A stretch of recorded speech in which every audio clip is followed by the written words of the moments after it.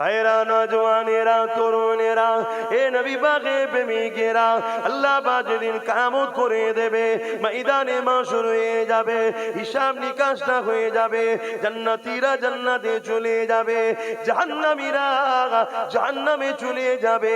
এই সময় আমার আল্লাহ পাক ৭০,০০০ নূরের পর্দাকে সরিয়ে দিয়ে জান্নাতি দিগকে দিদার দেবে। তার আগে মুহূর্তে আল্লাহ জিজ্ঞাসা করবে, হে আমার বান্দা বান্দীরা, দুনিয়া জমিনে তোমরা ছিলে, আমি আল্লাহ আমাকে তোমরা দেখোনি, কিন্তু আমার উপরে তোমরা ঈমান এনেছিলে। আমানতু বিল্লাহি, আমি আল্লাহ আমার উপরে ঈমান এনেছো, আমাকে তোমরা দেখোনি, তারপরও আমাকে খোদা বলে সিজদা করেছো, আমার হুকুম মেনেছো। আমি যে কোনো খেতে নিষেধ করেছি খাওনি, যে কোনো করতে নিষেধ করেছো করোনি, যে কোনো করতে বলেছি করেছো। হে আমার বান্দা বান্দীরে, আজ আমি আল্লাহ ওয়াদা করেছিলাম তোমাদেরকে জান্নাত দেবো। এই জান্নাত আমি তোমাদেরকে দিলাম। বলো তো দেখি, তোমাদের কাছে দুনিয়াটা বেশি পছন্দ না আমার জান্নাতটা বেশি পছন্দ? জান্নাতীরা সবাই বলে উঠবে, ও রব্বি আল্লাহ, দুনিয়া কোথা আর জান্নাত কোথা? জান্নাতের তো কোনো তুলনা হতে পারে না। আল্লাহ পাক দুনিয়া থেকে লাখো কোটি গুণ বেশি আরো সুন্দর জান্নাত। আল্লাহ পাক ওই সময় বলতে লাগবে, আমার বান্দা বান্দীরে, তাহলে তোমরা কি আমার দুনিয়াতে আর যেতে চাও? সবাই বলবে, না আল্লাহ, ওই দুনিয়াতে আর যেতে চাই না, আমরা আপনার জান্নাতে থাকতে চাই, এই নিয়ামতকে ভোগ করতে চাই, এখানে হাসি খুশিতে থাকতে চাই। কিন্তু তাদের মধ্যে থেকে একদল যুবক দাঁড়িয়ে যাবে, দাঁড়িয়ে গিয়ে বলতে লাগবে, আমার আল্লাহ, আমরা দুনিয়াতে আবার যেতে চাই। শুনছো যুবক, আবার দুনিয়ায় যেতে চাই। আল্লাহ পাক জিজ্ঞাসা করবে, বান্দারে, দুনিয়ায় এমন কি নিয়ামত পেয়েছো যেটা আমার জান্নাতে পাচ্ছ না? দুনিয়া কি জান্নাতে থেকেও ভালো? ওই সময় তারা বলতে লাগবে, না আল্লাহ পাক, দুনিয়া তো অনেক নোংরা জায়গা, দুনিয়া অনেক কষ্ট খারাপ জায়গা, জান্নাত তো অনেক সুন্দর শান্তি জায়গা, জান্নাতের তুলনা দুনিয়ার সঙ্গে হতে পারে না, জান্নাত এত ভালো জায়গা। তবে আল্লাহ পাক, আমি আবার দুনিয়া এই জন্য যেতে চাই। কেন বান্দা দুনিয়ায় যেতে চাও? যুবক শোনো শোনো শোনো শোনো।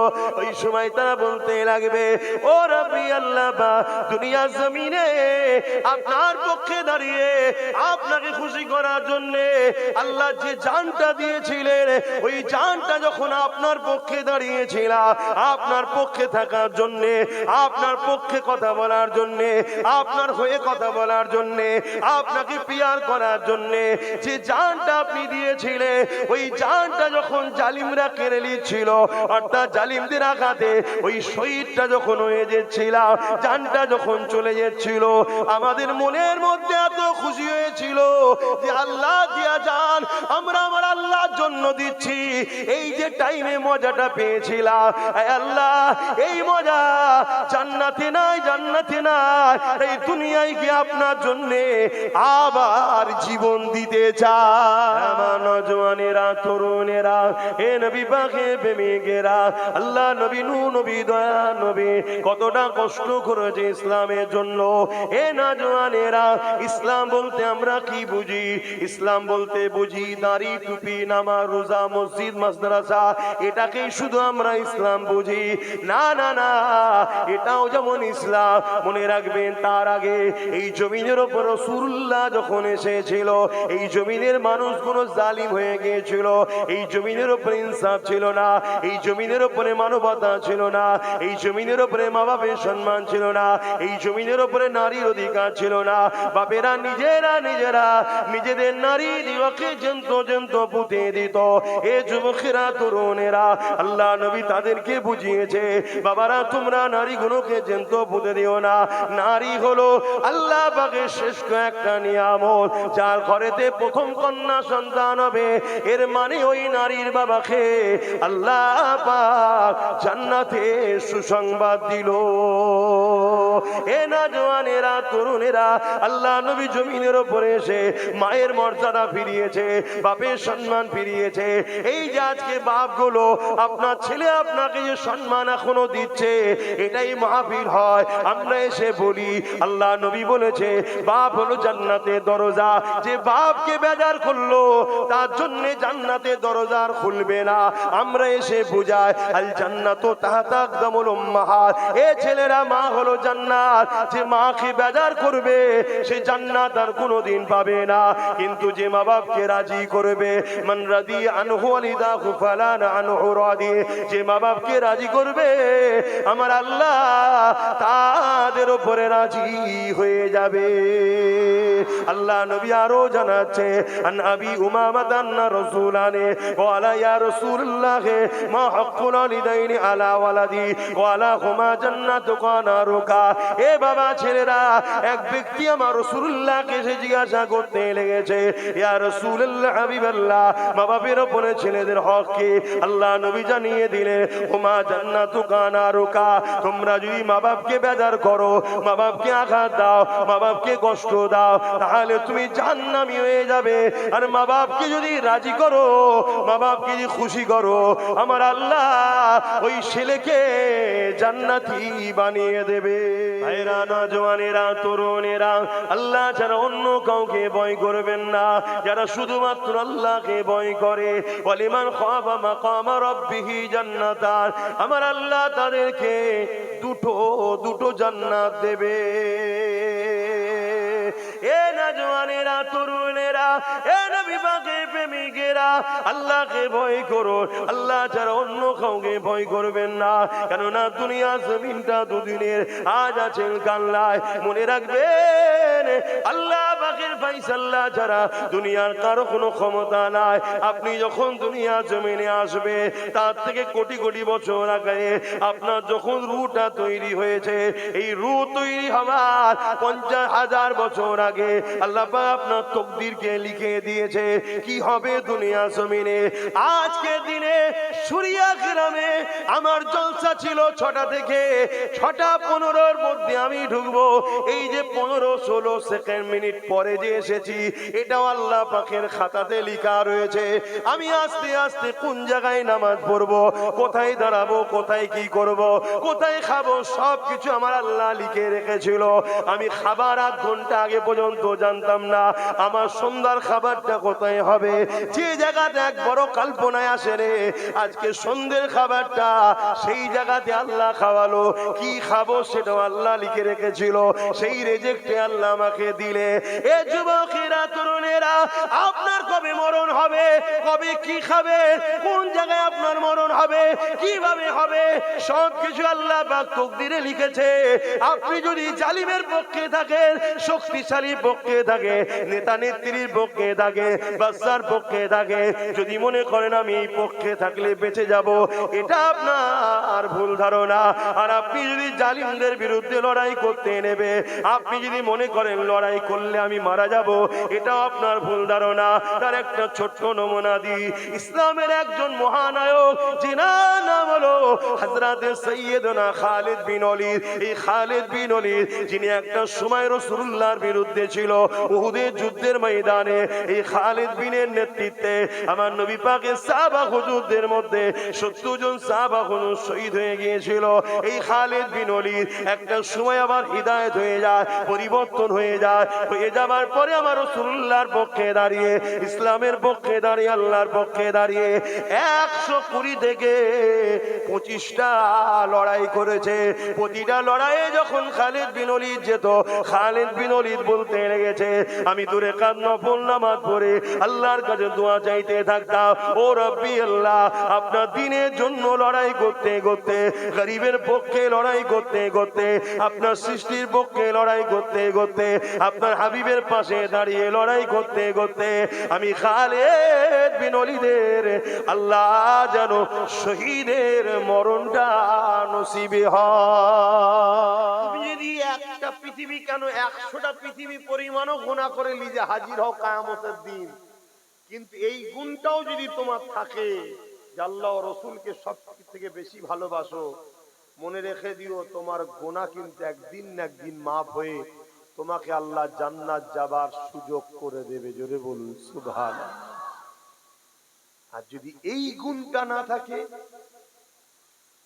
তুমি যদি নামাজ পড়ে পড়ে কপালে যদি দাগ করে ফেলো, রোজা রেখে রেখে যদি পেট পিঠ সমান করে ফেলো, দান খায়রাত করে করে ধন দৌলত যদি শেষ করে ফেলো, এ যুবকেরা বাপেরা, যদি আল্লাহ রাসূল তোমার দিনে না থাকে, রাসূলুল্লাহকে যদি সব কিছুর উপরে বেশি ভালোবেসে আদর না করো, তাহলে মনে রেখে দিও আমার আল্লাহ তোমাকে জাহান্নামে ঢুকাবে, আর কোনোদিন বার করবে না। ইমানটা একটা দিন রাত ধরে তোমাদের আওয়াজ চৌমাথায় দাঁড়িয়ে খুব ট্রাফিকের কাজ করছে, গাড়ি পাস করছে আর করছে সারা রাত ধরে, সারা দিন ধরে, কিন্তু কোন ট্রাফিকের চাকরি পাইনি, সে এ মাইনে পাবে? জোরে বলো। কিন্তু কাজটা যত ভালোই করুক মাইনে ওজন। আর একটা লোক ট্রাফিকের চাকরি পেয়েছে, 2 ঘন্টা মাইনে ডিউটি করে, আবার কিছুক্ষণ থাকিও মাইনে, এ কিন্তু মাস গেলে মাইনেটা পাবে। এই ফাঁকি মারার জন্য কিন্তু একদিন ওকে পানিশমেন্ট দিতে হবে, শাস্তি আছে জানলে, তাই তো নাকি? কিন্তু চাকরি পাওয়ার দরুন ও কিন্তু মাইনে। ঈমান যদি আনো, তোমার জন্য জান্নাত কিন্তু একদিন না একদিন হবে। আর ঈমান ছাড়া তুমি হাজারো ডিউটি করে যাও ভালো কাজে, এখন বড় দুঃখের বিষয়, আমাদের ঈমান এখন বাঁচানো বড় মুশকিল। কেন? আল্লাহ পরীক্ষা নিচ্ছে। আল্লাহ বা যেমন পরীক্ষা নিয়েছিলেন হযরতে বেলাল হুজুরকে, আল্লাহ বা যেমন পরীক্ষা নিয়েছিলেন আমার নবী পাকের সাহাবা হুজুরকে, আল্লাহ বা যেমন পরীক্ষা নিয়েছিলেন আম্মা জান সুমাইয়া হুজুরকে, আল্লাহ বা যেমন পরীক্ষা নিয়েছিলেন তামাম আউলিয়া উলিয়া দিগাকে, এ যুবকেরা তরুণেরা বাপেরা, আল্লাহ বা তোমাকে আমাকে পরীক্ষা নেবে। কখন কাকে কোন দিক দিয়ে পরীক্ষা নেবে আল্লাহ বা ভালো জানে। তবে যুগে যুগে যিনারা পরীক্ষা দিয়েছে তিনাকে দেখে শেখো। আল্লাহ নবী একদিন মদিনার নববী শরীফে সাহাবাদেরকে লক্ষ্য করে বলতে লাগলে, এ বাবা সাহাবারা কে আছো বাবা? ইসলামের উপরে জালিমদের চক্রান্ত হচ্ছে, গোপনে তারা সৈন্য তৈরি করেছে, ইসলামের উপরে তারা আঘাত দেবে বাবা। কে আছো বাবা সাহাবারা? তোমাদের যার যেমন সামর্থ্য আছে ইসলামের জন্য তোমরা দান করো। এই যে দান করো বাবা, ইসলামের জন্য তোমরা দান করো বাবা। এই কথাটা শোনার সাথে সাথে সাহাবা হুজুররা যে যার ঘরে চলে গেলে, যার যার সামর্থ্য রয়েছে আল্লাহ নবীর কদমে দিবার জন্য নিয়ে আসতে চলে গেছে। কিন্তু নবী পাকের দরবারে একজন সাহাবী বসে বসে কাঁদতে লেগেছে। আল্লাহ নবীর নজরটা তার দিয়ে পড়ে গেল। এ বাবা সাহাবী রে, কেন তুমি কাঁদো বাবা? এই খুশির সময় তোমার কিসের কান্না? ওই সময় সাহাবী বলতে লাগলে, ইয়া রাসূলুল্লাহ হাবিবাল্লাহ, আমি বড় আপনার গরীব সাহাবী, আমার দিবার মতো কিছু নাই, এই পরনার চাদরটুকু ছাড়া আর কিছু না। ইয়া রাসূলুল্লাহ হাবিবাল্লাহ, এই রকম একটা সময়ে সমস্ত সাহাবা ভাইয়েরা যার যেমন আছে মাল দিচ্ছে, এর বিনিময়ে তারা জান্নাতটা কিনে নিচ্ছে। ইয়া রাসূলুল্লাহ হাবিবাল্লাহ, আমি আপনার কদমে কিছু দিতে পারলাম না, জান্নাতকে কিনতে পারলাম না, এই জন্যে আমি সাহাবী কাঁদতে লেগেছি। এ নওজওয়ানেরা তরুণেরা চিন্তা করে দেখে সাহাবা হুজুররা কিরকম তারা জান্নাতের জন্য কিরকম তারা গরিব হওয়ার পরও আল্লাহ নবীর জবানের কথাকে বিশ্বাস করে তারা কাঁদতে লেগেছে। হঠাৎ করে সাহাবী বলতে লাগলে, ইয়া রাসূলুল্লাহ হাবিবাল্লাহ, আপনি আমাকে একটু ইজাজত দেন, আমি একবার ঘরে যাব।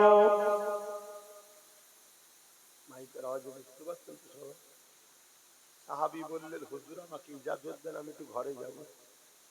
আল্লাহ নবী বললেন, যাও বাবা। ঘর বলতে আমাদের মতো নয়, পাকা দিয়ে। আপনি ভাববেন তাহলে ঘর রয়েছে তো, না, আমাদের মতো নয়। আমাদেরকে সব দিয়েছে আল্লাহ, কিন্তু আমরা নিজেরাই আল্লাহ ভোলা হয়ে গেলাম। আর তাদেরকে আল্লাহ কত দিক দিয়ে পরীক্ষা নিয়েছে, সব পরীক্ষায় তারা বিজয় হয়ে প্রমাণ দিয়েছে, আল্লাহ আমি আপনাকে আপনার হাবিবকেই চাই। জোরে বলুন সুবহানাল্লাহ। সাহাবী ঘরে গেলেন, পাতা দিয়ে ঘিরে একটা ঝুপড়ি, বাইরে থেকে ডাক দিলেন বাসির। ছোট্ট একটা বাচ্চা ছেলে বেরিয়ে এসেছে, সাহাবী ছেলে। বাপ ছেলেকে ধরে আদর করছে, চুমা দিচ্ছে। হঠাৎ করে সাহাবীর চোখের পানি ওই বাচ্চা সাহাবীর মাথায় পড়ছে। বাসিরের মুখ তুলে বলছে, আব্বা আজকে কাঁদছেন কেন? আমি জানি আপনি আমাকে বড় ভালোবাসেন, কেন আমার মা নেই দুনিয়ায়, এজন্য আপনি মা আপনি বাপ, আজকে কাঁদছেন কেন? শোনো যুবক, মরতে আব্বাস সিদ্দিকীকেও হবে, তোমাকেও হবে, সবাইকে মরতে হবে। অনেক কষ্টের বিনিময় ইসলাম। আজকে আমাদের গাফলতির জন্য, আমাদের উদাসীনতার জন্য, আমাদের লোভ লালসার জন্য, আমাদের একদল মুসলিম সমাজের মধ্যে মুনাফিকদের চক্রান্তের শিকার হওয়ার দরুন, আমাদের বেঈমান নেতাদের ঝান্ডা ধরে ঘোরার দরুন আজ আমার ভারত ও আমার বাংলা তো ইসলামের উপরে সন্ত্রাসবাদীদের ক্ষমতা কিন্তু বেড়ে গেছে। এটা আমাদের গাফলতির জন্য হয়েছে, আমাদের দোষে হয়েছে। এই সন্ত্রাসদেরকে দমন আমাদেরকেই করতে হবে। যেমন ভুলটা আমরা করেছি, এর প্রায়শ্চিত্ত আমাদের দিতে হবে। আর যদি বলো যে পারবো না, দুনিয়াতেও আল্লাহ আরো তোমাদেরকে লিজ্জাত করবে, আরো তোমাদেরকে অপমান করবে, আরো বেইজ্জতি করবে। এই গত পরশুদিন দেখলাম মারতে মারতে উলঙ্গ করে চেক করেছে মুসলমান না মুসলিম, বিহারে দেখেছেন কি?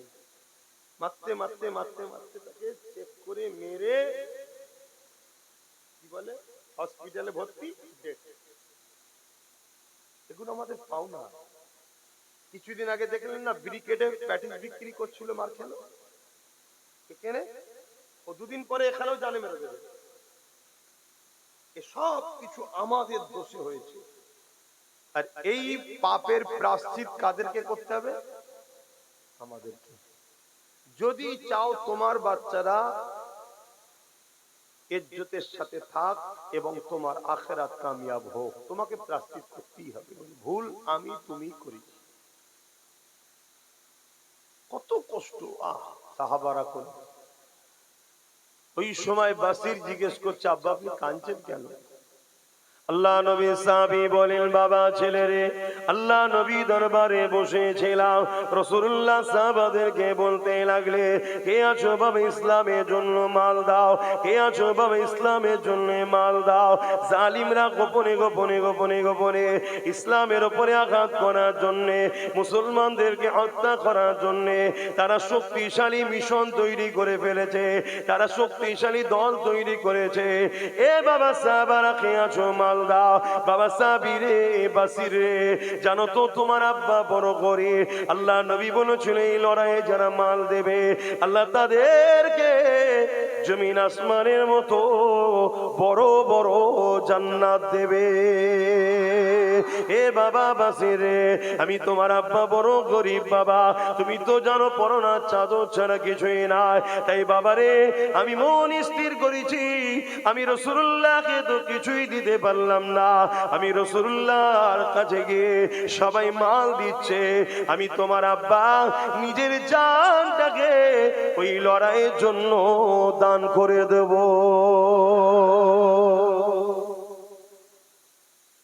বাচ্চা ছেলে বলছে, আব্বা খুশির কথা তো, আপনি এলেন কেন আমার কাছে?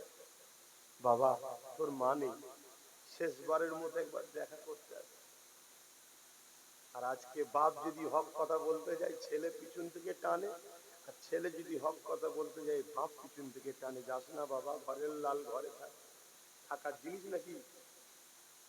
অথচ ওই ছেলে মারা গেলে বাপ তাড়াতাড়ি করে, বেশি দেরি করিনি, পচে যাবে, তাড়াতাড়ি কবর দে। আর ওই বাপ মারা গেলেই ছেলে আবার বলে এত দেরি করছো কেন, অনেকক্ষণ বেড়ে যাচ্ছে, আর লাস্টে লাশ খুলছে, ফাটবে, গন্ধ হবে, তাড়াতাড়ি দাও। কি বলে না বলে? একই মানুষ জানটা বেরিয়ে গেলে ভুল পাল্টে যায় কেন? এজন্য ভুল পাল্টে যায় যে এর দ্বারা আমার আর কাজ আপনি যদি কারো দ্বারা কাজ না পেলে ভুল পাল্টে যান, তাহলে বান্দা আমি আপনি আল্লাহর, আর আমার দ্বারা যদি আল্লাহর দ্বীনের উপকার ছেড়ে দিয়ে ক্ষতি হয়, আল্লাহ কি আমাদের ঠিক রাখবে? কি গো বলবেন তো? হ্যাঁ না? আবেরা নওজওয়ানেরা, এ নবী পাকের প্রেমিকেরা, আল্লাহ নবীর এই বাচ্চা সাহাবী বাসির বলতে লাগলে, আব্বা জান আপনি দেরি করবেন না, আপনি চলে যান। আমি বাসি নিজেকে বড় ধন্য মনে করব যদি আল্লাহ রাসূল আপনাকে কবুল করে নেয়। হে আমার আব্বা জান, তবে আমি ইন্তজারে থাকব। আমার আল্লাহ যদি আপনাকে গাজী করায়, আমি বাসির ধন্য হব, গাজীর বেটা হতে পেরেছে। আর আল্লাহ যদি আপনাকে শহীদ করে যায়, কিয়ামতের দিনে আল্লাহ পাককে বলবো, ও রব্বি আল্লাহ, দিনের জন্য যখন আমার বাপের প্রয়োজন হয়েছিল, আমি বাসির আমার মা ছিল না, দুনিয়ায় আমার বাপই শুধু একমাত্র সাহারা ছিল। আমি বাপটাকেও আপনার জন্য দিয়ে দিয়েছি, আমি তাকে আটকে রাখিনি, তার পা ধরে আমি কাঁদিনি যে আব্বা আপনি যাবেন না, আমি বাসির একা কি করব, এই কথা আমি একবারও বলি না। আল্লাহ নবী সাহাবী ছুটতে লাগলে, রাসূলুল্লাহ দরবারে চলে আসলে, আল্লাহ নবীর কাছে এসে বলতে লাগলে, ইয়া রাসূলুল্লাহ হাবিবাল্লাহ, আমার সাহাবা ভাইরা কেউ উট দিয়েছে, কেউ অর্থ দিয়েছে, বিভিন্ন জন বিভিন্ন কিছু দিয়েছে। ইয়া রাসূলুল্লাহ হাবিবাল্লাহ, এই লড়াইয়ের জন্য ইসলামের পক্ষে, মানবতার পক্ষে, ইনসানিয়াতের পক্ষে, গরিবের পক্ষে, আল্লাহ ও রাসূলের পক্ষে আমি আমার জানটাকে দান করে দিলাম। আরো জোরে বলুন সুবহান।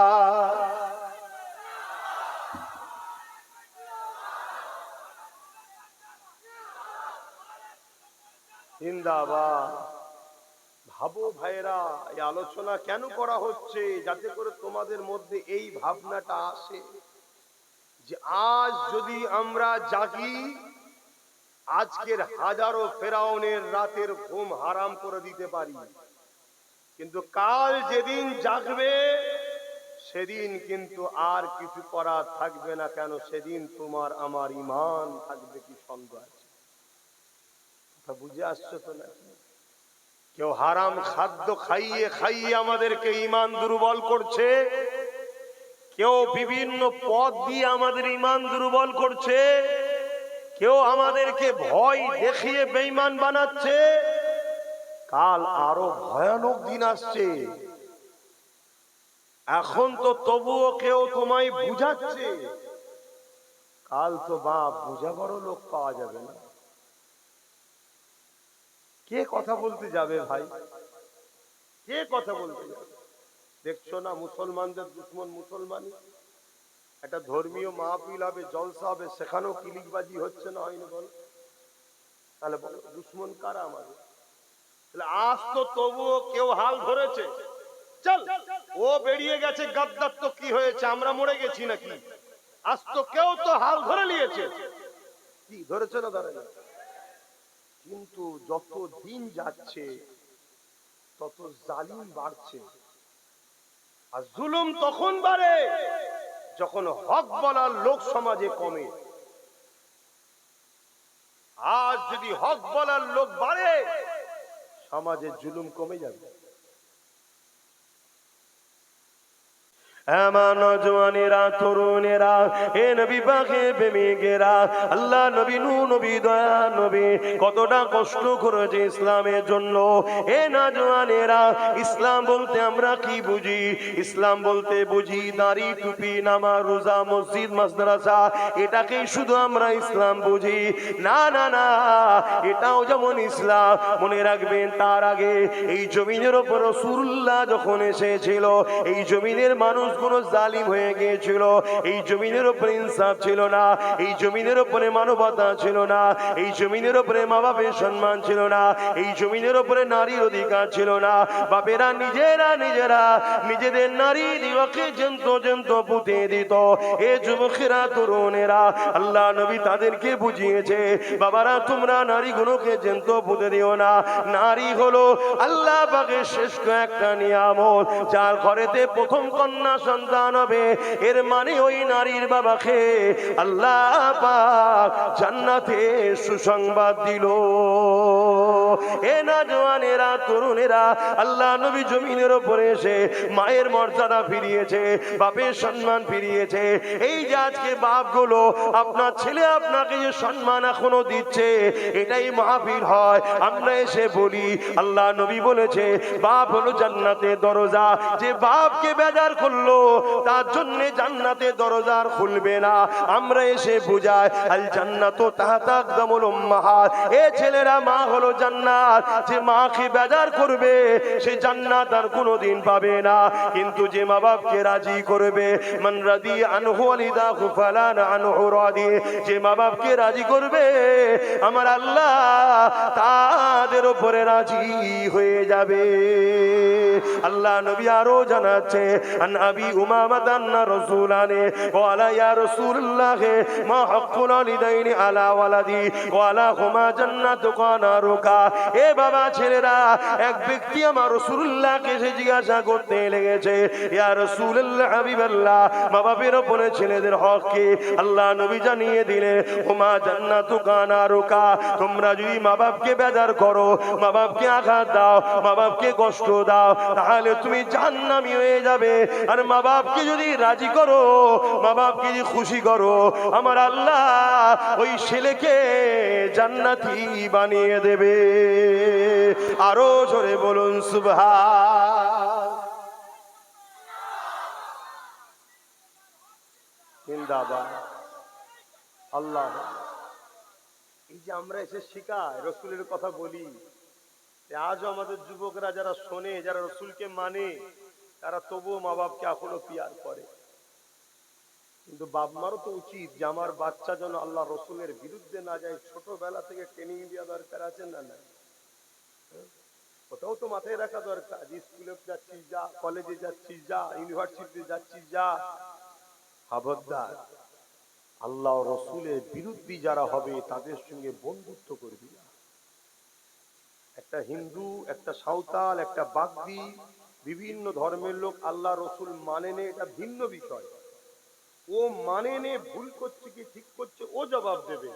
কিন্তু অনেকে আছে মানে না, উপরন্ত আবার বিরোধীও করে। এই বিরোধী করার অধিকার কে দিল? কথা বুঝছেন না, বোঝেন না?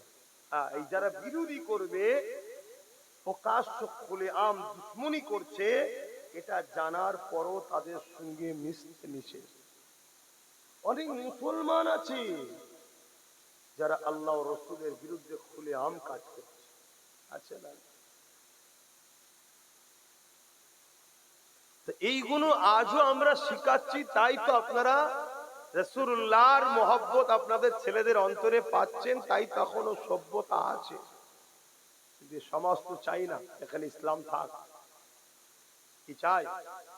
শুধু যে প্রকাশ্য ইসলামের দুশ্মনরা যে ইসলাম থাক চাই না এমনটা শুধু নয়, মুসলমানদের মধ্যে একটা বড় অংশ মুনাফিক গাদ্দার আছে, তারাও চাই না ইসলাম থাক। আমরা এই মশলাটাকে, আমার ভাইয়েরা এইদিকে চলে এলে কেন আবার? তাহলে ওটা খুলে দাও না, খুলে দিয়ে চট দাও, বসে যাক। শুনছেন? এদিকে দেখে কেন? সময় কারো ইন্তজার করবে না। রোজ দুটো দুটো করে জলসা,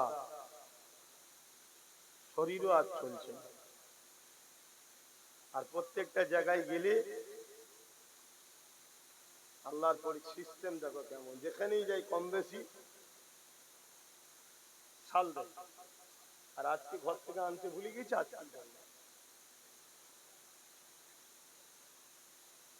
কিছুটা বেরোবার পরে মনে পড়েছে শাল টানতে ভুলে গেছি তো, এইগুলো ছাড়া লাগছে। মনে মনে করছি জলসা গেড়েতে দেবে, আল্লাহর পরীক্ষা দেয়, কাজটি দেয়। ওইখানেও যায়নি, প্রথমে জলসা করেছি আমি, একটা করেছি, ওখানেও দেয়নি, আর এখানেও দেয় না। এটা এটা খারাপ দিলেন নাকি? মানে আমি বুঝাতে চাইছি এটাই যে আল্লাহর পরীক্ষা দেয়। আল্লাহ একবার দরুদ শরীফ আল্লাহুম্মা। বসো বসো, দাঁড়াওনি ভাই, বসো। ভালো ঘরের ছেলে, ভালো জায়গায় বসো।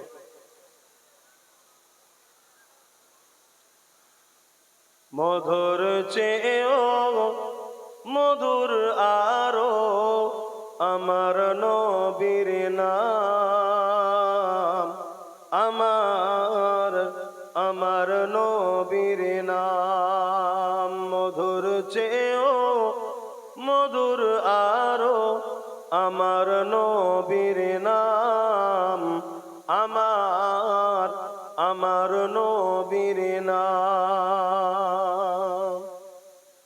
ওই নামেরই মধু পিয়ে, ওই নামেরই মধু পিয়ে দোয়েল কোয়েল বেড়ায় গে। ওই নামেরই মধু পিয়ে দোয়েল কোয়েল বেড়ায় গে। বুলবুলি গায় ওই নামের গুণ, বুলবুলি গায় ওই নামের গুণ, আমার নবীর নাম। মধুর চেয়েও মধুর আরো আমার নবীর নাম। আল্লাহুম্মা সাল্লি আলা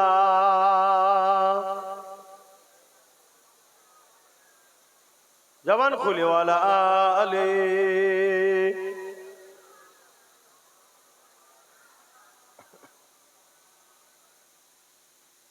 কি কথা বলছিলাম, কি কথা বলছি? কত কষ্ট করে আমার রসুল এই ইসলামকে আমাদের কাছে দিয়েছে। আমরা মনে করি দাঁড়িয়ে রেখেছি, টুপি পড়েছি, নামাজ পড়েছি, হয়ে গেছে। আরে ইসলাম, এটা ইসলামের মধ্যে কথাটা ঠিক, কিন্তু মন দিয়ে শোনো, ইসলাম জুলুম মুক্ত সমাজ গড়ার নাম ইসলাম। শুনছেন তো নাকি? হ্যাঁ, নবীকে যারা মহব্বত করে কারা? মান আহাব্বা সুন্নতি, যে সুন্নাতকে মানল নবী, ফাকাদ আহাব্বানি, তারাই তো রাসূলকে ভালোবাসলো। জোরে বলুন সুবহানাল্লাহ। আর যারা রাসূলকে ভালোবাসলো, কানা মাই ফিল জান্নাহ, সে রাসূলের সাথে জান্নাতে যাবে। জোরে বলুন সুবহানাল্লাহ। দাড়ি রাখাটাও নবীর সুন্নাত, টুপি পরাটাও নবীর সুন্নাত। জালিমের বিরুদ্ধে লড়াই করে মজলুম অসহায় দুঃখীদের চোখের পানি মুছাটা দাড়ি টুপির থেকেও অনেক বড় রাসূলের সুন্নাত। জোরে বলুন সুবহানাল্লাহ। এখন দাড়ি রেখে টুপি পরে জালিমদের সঙ্গে সাথ দিয়ে জানতে হবে এরা নবীর সুন্নাত দাড়ি টুপিকে শুধুমাত্র সাইনবোর্ড হিসাবে ব্যবহার করছে। এরা যদি রাসূলুল্লাহ সুন্নাত হিসাবে দাড়ি রাখতো, টুপি পরতো, তাহলে এর থেকেও বড় সুন্নাত হলো জালিমের বিরুদ্ধে লড়াই করা। এরা জালিমের সাথ কখনো তাহলে দিতে পারত না যদি নবীর সুন্নাত কিরা ভালোবাসতো। এই কথা বুঝছেন তো নাকি? হ্যাঁ, আমাদের সমাজে কিছু ছেলে আছে হয়তো দাড়ি রাখেনে, টুপি পরেনে, কিন্তু রাসূলুল্লাহর একটা বড় সুন্নতকে পালন করে, জালিমের বিরুদ্ধে লড়াই করে। শুনছেন না শোনেন না? হ্যাঁ, অনেকে টিটকিরি মারে, আব্বাসের জলসাই সব দাড়ি চাচা প্যান্ট শার্ট পরা। হ্যাঁ জানি, এরা ভুল করছে। এরা দুটো সুন্নতকে ছেড়েছে, এরা দুটো রাসূলুল্লাহ সুন্নতকে ছেড়েছে। আল্লাহর কাছে দোয়া করি এই যুবকগণ একদিন দাড়িওয়ালা, টুপিওয়ালা, হাজি, নামাজি, মুত্তাকি আল্লাহ যেন বানায়। বলুন আমিন। কিন্তু দাড়ি রেখে টুপি পরে রাসূলুল্লাহর বড় সুন্নতের বিরোধীরা করেনে। জুলমের বিরুদ্ধে লড়াইয়ের নাম হলো নবী সুন্নাত, ইসলাম। জোরে বলুন সুবহানাল্লাহ। এই এতগুলো ক্যামেরা, এখানে যা লোক আছে, এই ক্যামেরায় এক দুদিনের মধ্যে 1 কোটির উপরে লোকের কাছে চলে যাবে। আর আমার আজকে তোমরা যতটা ভালোবাসার লোক মন দিয়ে না শোনো, তার থেকে বেশি দুশ্মনরা আরো বেশি ফলো করে শোনে। তুমি কি ভাবছো আজকে তোমার গ্রামে তারা শুনছে না? যারা আসলে অসুবিধা ছিল, তারা তো শুধু নকশি নকশি করছে যে এখনো ঠান্ডা, আমাদের জলসা করছে, কি ব্যাপার বলবি? দাঁড়া না, লাস্টে দিচ্ছি। কেন? জুলুমের বিরুদ্ধে রাসূলুল্লাহ লড়েছে, অতএব জুলুমের বিরুদ্ধে বলাটা হলো রাসূলুল্লাহর দ্বীনের খেদমত। শুনছেন তো নাকি? হ্যাঁ, তুমি কেমন মুসলমান? তুমি আজকে রেজিদের সঙ্গে বন্ধুত্ব রেখেছো? তুমি কেমন মুসলমান? আজকে আবু জেহেল, উতবা, সাইবা, এই তোরা ওখানে কি করছিস? ওর ওইদিকে তো মা বোনরা আছে, তার পর্দা কাছে গেছি কেন?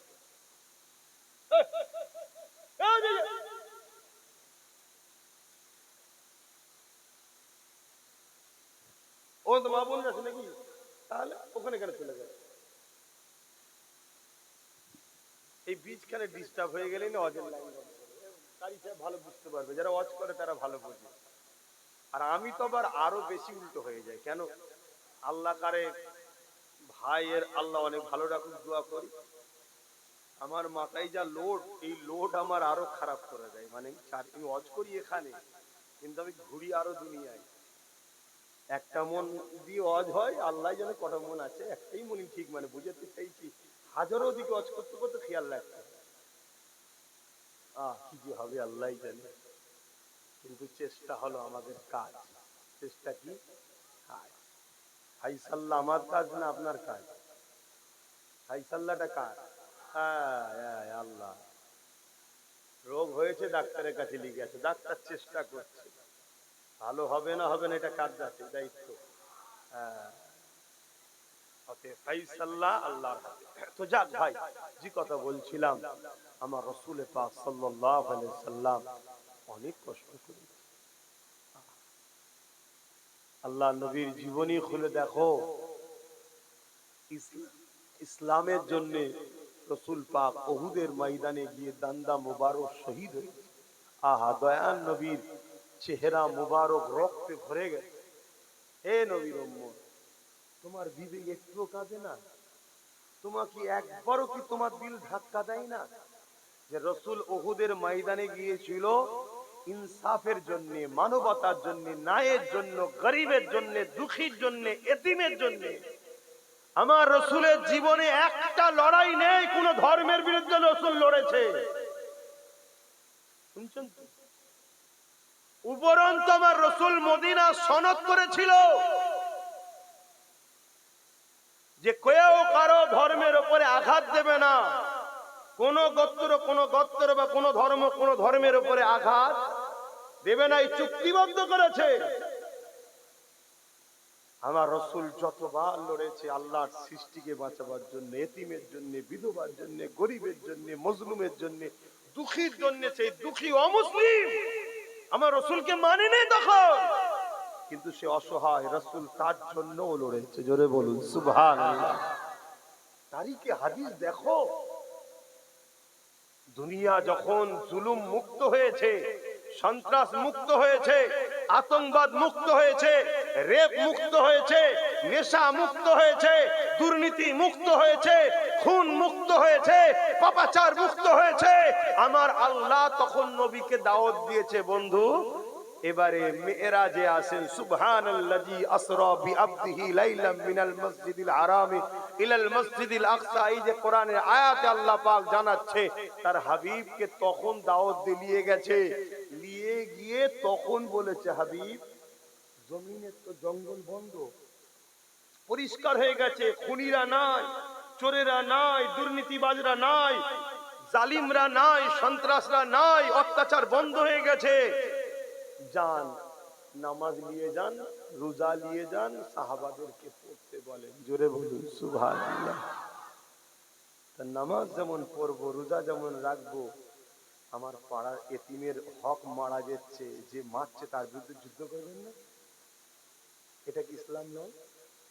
আমার পাড়ার নারীগুলোর উপরে জুলুম হচ্ছে, নারী অধিকার নষ্ট হচ্ছে, গরিবের অধিকার নষ্ট হচ্ছে, মিথ্যাচার হচ্ছে, নিরীহ মানুষের নামে মিথ্যা কেস দিচ্ছে, জুলুম করছে, যারা করছে তাদের বিরুদ্ধে যুদ্ধ করবেন না? আমার রাসূল করেছে না করেনি? আপনারা করবেন না? কিসের উম্মত? হাই রে আলেম উলামা, হাই রে মৌলী সাহেব, হাই রে পীর সাহেব, পীরজাদা সাহেব, বক্তা সাহেব, মুফতি সাহেব, এটা ইসলাম নয়। আজ আমাদেরকে ইসলামের একটা বড় পাঠ ভুলানো হয়েছে। কিতাবুল মাগাজি গুলো মাদ্রাসায় পড়ানো বন্ধ হয়ে গেছে। সরকারি মাদ্রাসায় তো অনেক আগে বন্ধ হয়েছে। আমাদের যে ছোটখাটো খারিজি মাদ্রাসা আছে সেগুলো তো কিতাবুল মাগাজি পড়ানো বন্ধ হয়ে গেছে। কেন? সরকারি মাদ্রাসা ডাইরেক্ট সরকারের টাকা পেল, খারিজি গুলো পিছনে পিছনে ভেতর থেকে চাল আলু পেঁয়াজ দিচ্ছে সরকারের থেকে। আর সরকার বলছে রাত্রিরে লরি পাঠিয়ে দেবো, এক গাড়ি আলু চাল পাঠিয়ে দেবো। কিন্তু ওই কিতাবুল মাগাজিটা পড়াবে না, যেখানে বদরের কথা আছে, উহুদের কথা আছে, খাইবারের কথা আছে, মোতার কথা আছে। এই যে হক আর না হকের যে লড়াই হয়েছিল এইগুলো পড়াবে না। কেন? এইগুলো পড়লে যুবকদের মধ্যে একটা জোশ আছে, এদের মধ্যে একটা প্রেম জাগে, আরে আমরাও হকের পক্ষে লড়বো। এগুলো বন্ধ করে দাও। কি চলছে বুঝতে পারছি। এই জাতি তো প্যারালাইসিস রোগী টাইপের হয়ে গেছে। অন্যায় দেখলেও যেন মনে হচ্ছে দেখতেই পাইনি। আর অথচ ওমর ফারুক শুধু চিঠিটা লিখেছে, লিখে পাঠিয়েছে রোমের সম্রাটকে। পৃথিবীর দাদা তখন রোম, আমেরিকা আজকে যা দাদা, এর থেকে সুপার পাওয়ার তখন রোম ছিল। যে জুলুম যে হচ্ছে তোমার দেশে শুনছি, উমার কি আসবে রোমে? যে চিঠি পড়ে লিলিয়ে গেছে বইয়ে, যে সাহাবী ভাই তিনি বলছে উমারে ফারুক হুজুরের চিঠিটা পড়ে রোম সম্রাট উঠে দাঁড়িয়েছে, হাত পাতা থরথর করে কাঁপছে, চিঠির উল্টোই লিখছে, না জাহাপানা, আমি জুলুম বন্ধ করছি, আপনাকে আসতে হবে না। এটা কিছু বুঝছেন? আর আজকে এত মুসলমান আমাদেরকে দেখে জালিমরা কি বলছে, ওদেরকে আরো মূর্খ বানা, ওর বাপকে দিয়ে তো বোম্বে দিয়েছি, ও ছেলেকে দিয়ে আরো কিছু করাবো। কি করছে না করেন? বোঝেন, ইসলাম মানবতার নাম, ইসলাম ইনসাফের নাম, ইসলাম না এর নাম, ইসলাম সন্তের নাম। এ না জওয়ানেরা, তরুণেরা, বাপেরা, ইসলাম শুধু নামাজ দেয়নি, ইসলাম শুধু রোজা দেয়নি, ইসলাম শুধু হজ দেয়নি। ইসলাম আমাদেরকে দিয়েছে ক্ষুধার্ত মানুষকে খানা খাওয়ানো, ইসলাম আমাদেরকে দিয়েছে বিধবার অধিকার দাও, ইসলাম আমাদেরকে দিয়েছে সমাজে ন্যায় প্রতিষ্ঠিত করো, ইসলাম আমাকে দিয়েছে সমাজের গরিবের মানুষের পাশে দাঁড়াও। এ না জওয়ানের আল্লাহ নবী জানিয়ে দিলে, আমার আল্লাহ কোনদিনের জন্য জালিমদের সাথে থাকে না, আমার আল্লাহ পাক সর্বসময় মজলুমদের সাথে থাকে। যার সাথে আল্লাহ আছে আপনি তার সাথে থাকবেন না থাকবেন না? আজকে জালিম আর মজলুমের লড়াই হচ্ছে না, হয়নি? এবার আপনি জালিমদের পক্ষে থাকবেন না মজলুমদের? আলহামদুলিল্লাহ, আল্লাহ শুকরিয়া, আল্লাহ আমাকে মজলুমদের সাথে রেখেছে, গরিবদের সাথে, অসহায়দের সাথে আল্লাহ আমাকে রেখেছে। আমি গরিবদের হয়ে কথা বলি, শুনছেন? অসহায়দের হয়ে কথা বলি, বিধবাদের হয়ে কথা বলি, এতিমদের হয়ে কথা বলি, মুসলিমদের হয়ে কথা বলি। সে অমুসলিম হলো তাদের হয়েও কথা বলি। আল্লাহ শুকরিয়া, আল্লাহ এইদিকে রেখেছে। আপনারা এইদিকে আছেন তো নাকি? ভাইরা, নওজওয়ানেরা, তরুণেরা, আল্লাহ ছাড়া অন্য কাউকে ভয় করবেন না। যারা শুধুমাত্র আল্লাহকে ভয় করে, ওয়ালিমান খাফা মাকাম রাব্বিহি জান্নাতান, আমার আল্লাহ তাদেরকে দুটো জান্নাত দেবে। এ নওজওয়ানেরা, তরুণেরা, এ নবী পাকের প্রেমিকেরা, আল্লাহকে ভয় করো, আল্লাহ ছাড়া অন্য কাউকে ভয় করবেন না। কেননা দুনিয়া জমিনটা দুদিনের, আজ আছেন কাল নাই। মনে রাখবেন, আল্লাহ পাকের ফায়সালা ছাড়া দুনিয়ার কারো কোনো ক্ষমতা নাই। আপনি যখন দুনিয়া জমিনে আসবে, তার থেকে কোটি কোটি বছর আগে আপনার যখন রূহটা তৈরি হয়েছে, এই রূহ তৈরি হওয়ার 50,000 বছর আগে আল্লাহ পাক আপনার তকদিরকে লিখে দিয়েছে কি হবে দুনিয়া জমিনে। আজকে দিনে সুরিয়া গ্রামে আমার জলসা ছিল 6টা থেকে 6:15-র মধ্যে আমি ঢুকবো।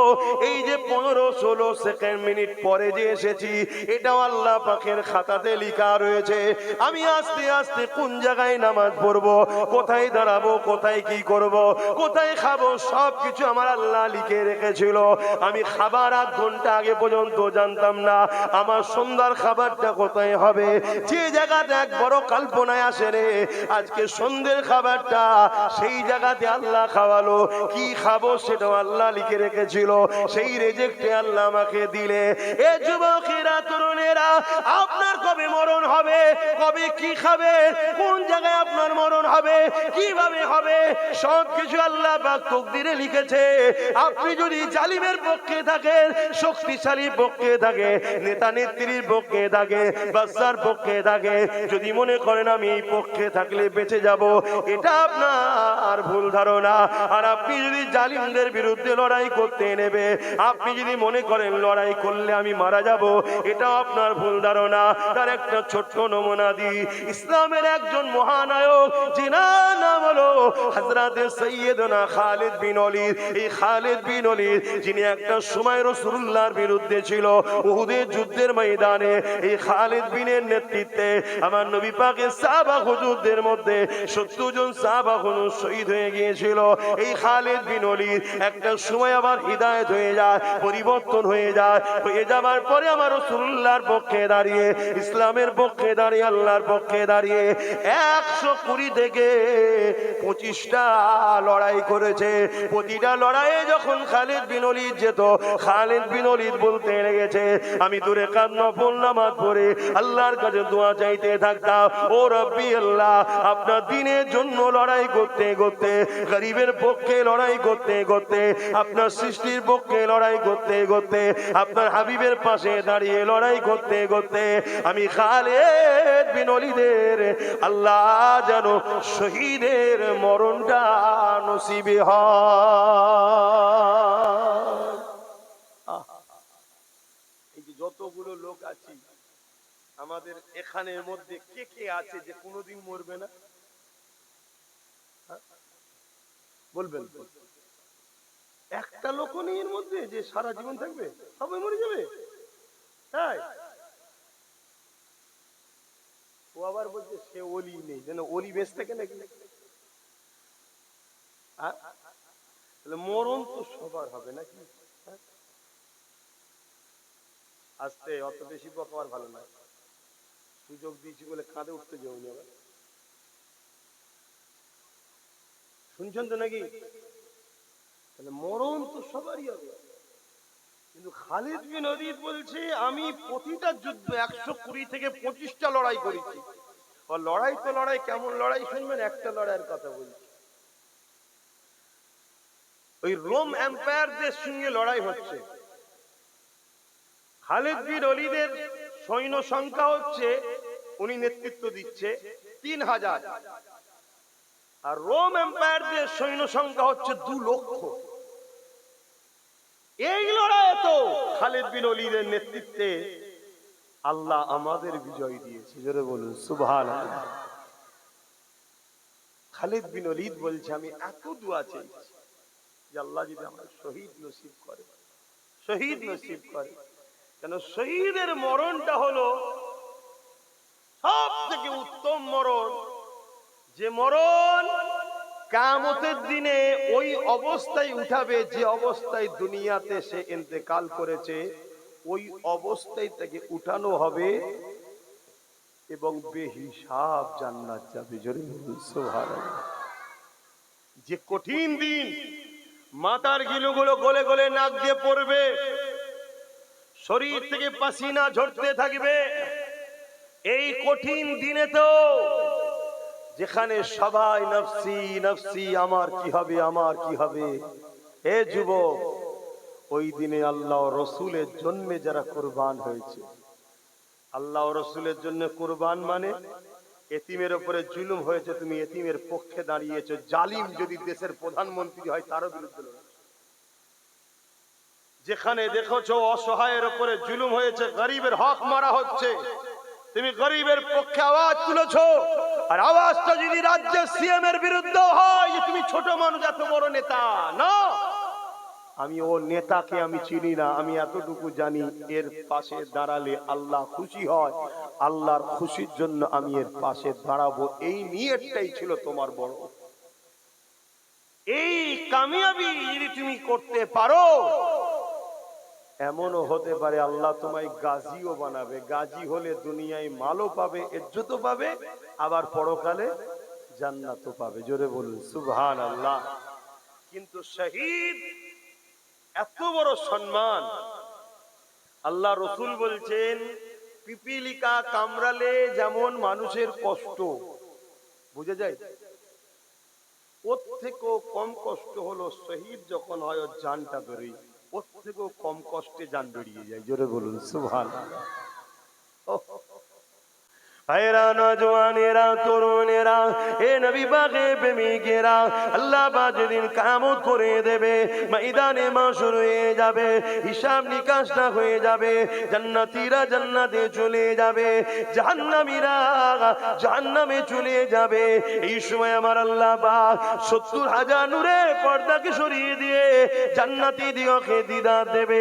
তার আগে মুহূর্তে আল্লাহ জিজ্ঞাসা করবে, হে আমার বান্দা বান্দীরা, দুনিয়া জমিনে তোমরা ছিলে, আমি আল্লাহ আমাকে তোমরা দেখোনি, কিন্তু আমার উপরে তোমরা ঈমান এনেছিলে। আমানতু বিল্লাহি, আমি আল্লাহ আমার উপরে ঈমান এনেছো, আমাকে তোমরা দেখোনি, তারপরও আমাকে খোদা বলে সিজদা করেছো, আমার হুকুম মেনেছো। আমি যে কোনো খেতে নিষেধ করেছি খাওনি, যে কোনো করতে নিষেধ করেছো করোনি, যে কোনো করতে বলেছি করেছো। হে আমার বান্দা বান্দীরে, আজ আমি আল্লাহ ওয়াদা করেছিলাম তোমাদেরকে জান্নাত দেবো, এই জান্নাত আমি তোমাদেরকে দিলাম।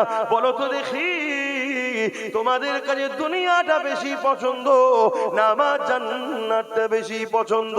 জান্নাতীরা সবাই বলে উঠবে, ও রব্বি আল্লাহ, দুনিয়া কোথা আর জান্নাত কোথা? জান্নাতের তো কোনো তুলনা হতে পারে না। আল্লাহ পাক দুনিয়া থেকে লাখো কোটি গুণ বেশি আরো সুন্দর জান্নাত। আল্লাহ পাক ওই সময় বলতে লাগবে, আমার বান্দা বান্দিরে, তাহলে তোমরা কি আমার দুনিয়াতে আর যেতে চাও? সবাই বলবে, না আল্লাহ, ওই দুনিয়াতে আর যেতে চাই না, আমরা আপনার জান্নাতে থাকতে চাই, এই নিয়ামতকে ভোগ করতে চাই, এখানে হাসি খুশিতে থাকতে চাই। কিন্তু তাদের মধ্যে থেকে একদল যুবক দাঁড়িয়ে যাবে, দাঁড়িয়ে গিয়ে বলতে লাগবে, আমার আল্লাহ, আমরা দুনিয়াতে আবার যেতে চাই। শুনছো যুবক, আবার দুনিয়ায় যেতে চাই। আল্লাহ পাক জিজ্ঞাসা করবে, বান্দারে, দুনিয়ায় এমন কি নিয়ামত পেয়েছো যেটা আমার জান্নাতে পাচ্ছ না? দুনিয়া কি জান্নাতে থেকেও ভালো? ওই সময় তারা বলতে লাগবে, না আল্লাহ পাক, দুনিয়া তো অনেক নোংরা জায়গা, দুনিয়া অনেক কষ্ট খারাপ জায়গা, জান্নাত তো অনেক সুন্দর শান্তি জায়গা, জান্নাতের তুলনা দুনিয়ার সঙ্গে হতে পারে না, জান্নাত এত ভালো জায়গা। তবে আল্লাহ পাক, আমি আবার দুনিয়া এই জন্য যেতে চাই। কেন বান্দা দুনিয়ায় যেতে চাও? যুবক শোনো শোনো শোনো শোনো। ওই সময় তারা বলতে লাগবে, ও রব্বি আল্লাহ পাক, দুনিয়ার জমিনে আপনার পক্ষে দাঁড়িয়ে আপনাকে খুশি করার জন্য আল্লাহ যে জানটা দিয়েছিলেন, ওই জানটা যখন আপনার পক্ষে দাঁড়িয়েছিলাম, আপনার পক্ষে থাকার জন্য, আপনার পক্ষে কথা বলার জন্য, আপনার হয়ে কথা বলার জন্য, আপনাকে পিয়ার করার জন্য যে জানটা আপনি দিয়েছিলেন, ওই জানটা যখন জালিমরা কেড়ে নিচ্ছিল, অর্থাৎ জালিমদের আঘাতে ওই শহীদটা যখন হয়ে যাচ্ছিল, জানটা যখন চলে যাচ্ছিল, আমাদের মনের মধ্যে এত খুশি হয়েছিল যে আল্লাহ দিয়া জান আমরা আমার আল্লাহর জন্য দিচ্ছি। এই যে টাইমে মজাটা পেয়েছিলাম, আল্লাহ এই মজা জান্নাতে নাই, জান্নাতে নাই, এই দুনিয়ায় কি আপনার জন্য আবার জীবন দিতে চাই। আরো জোরে বলুন সুবহান, আরো জোরে বলুন সুবহান। যুবক রে, কি নেশায় পড়ে গেলাম আমরা।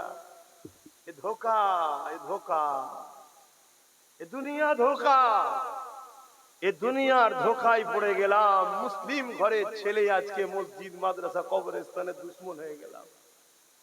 হ্যাঁ? আব্বাস কি অন্যায় করেছে? আব্বাসের খারাপিটা কি? আব্বাস কি ভুল বলেছে? আব্বাস নাইকে নাই বলে, অন্যায়কে অন্যায় বলে, ভালোকে ভালো বলে, চোরকে চোর বলে, অলিকে অলি বলে, ডাকাতকে ডাকাত বলে, খুনিকে খুনি বলে। এটা অন্যায়।